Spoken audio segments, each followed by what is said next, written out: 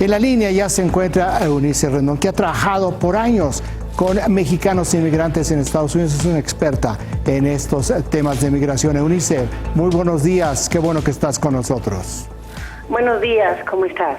Estamos viendo ya el 20% de las remesas va a ser afectada.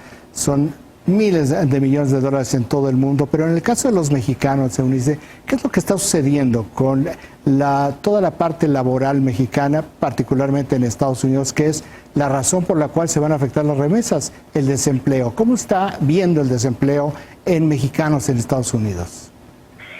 Raimundo, pues como bien mencionas, el COVID pues está afectando en muchos aspectos de la vida a las personas y de manera particular en el tema de las remesas, a pesar de que las proyecciones que había antes de esta pandemia eran muy positivas, incluso que íbamos a aumentar, iba a ser el año récord con mayor cantidad de remesas. El año pasado, hay que decirlo, fue uno de los años, o el año más bien, que México ha recibido más dinero de estas remesas, con casi en 35 millones de dólares, y para este año las proyecciones eran de 37, 38 millones de dólares. Sin embargo, hoy, como menciona el Banco Mundial, pues va a reducir esto en un 20%, ¿no?, según sus cálculos, y principalmente por dos motivos, ¿no? Estamos viendo la apreciación del peso frente al dólar, eso creo que es un punto importante, y el segundo, pues ahora sí que la empleabilidad de los mexicanos hoy en Estados Unidos.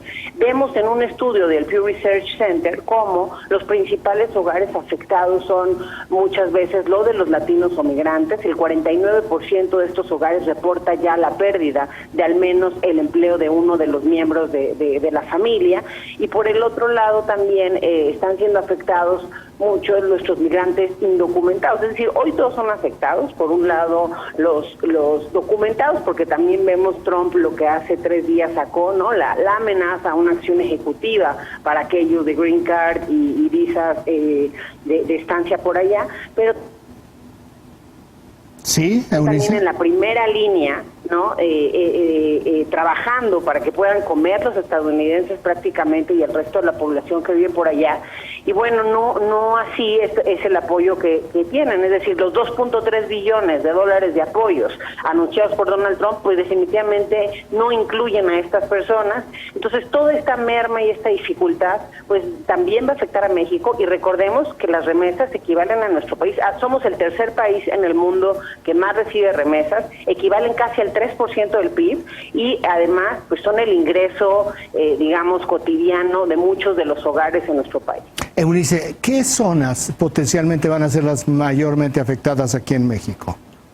Pues principalmente las zonas de alta migración, ¿no? Muchos de los lugares, por ejemplo, en Michoacán, en el Estado de México, incluso en la Ciudad de México, porque en los últimos años esto también pues va cambiando el fenómeno migratorio, y el principal lugar expulsor de migrantes de México a Estados Unidos era justamente la Ciudad de México, pero también Durango, también tenemos un importante flujo migratorio en ciudades fronterizas. Entonces creo que es un fenómeno que afecta a muchas partes de nuestro país, y que pues sin duda vamos a ver qué va a pasar con estas familias. Guerrero es otro de los lugares también que va a tener una afección importante, Oaxaca. Entonces sí, Puebla.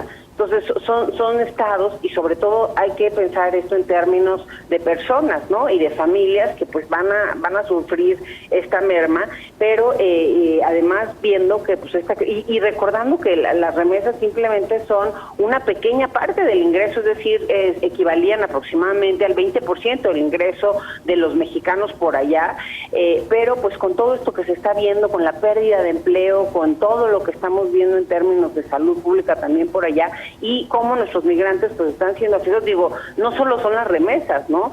A mí me preocupa incluso el tema del racismo que Trump pues ha de alguna forma propagado en su país, y hoy ante la saturación hospitalaria pues no podría alguien aplicar el racismo también para nuestros mexicanos cuando tenga, por ejemplo, recursos escasos y tenga que escoger entre un estadounidense y un migrante, en fin. Entonces creo que sí hay muchas preocupaciones, pero en este tema económico, como lo plantea el Banco Mundial, pues va a haber un problema importante, una crisis, y pues creo que aún no vemos pues cuál va a ser la solución o el apoyo para estas familias que seguramente no van a recibir muchos de los ingresos que estaban acostumbrados. Eunice, muchísimas gracias por estar aquí con nosotros.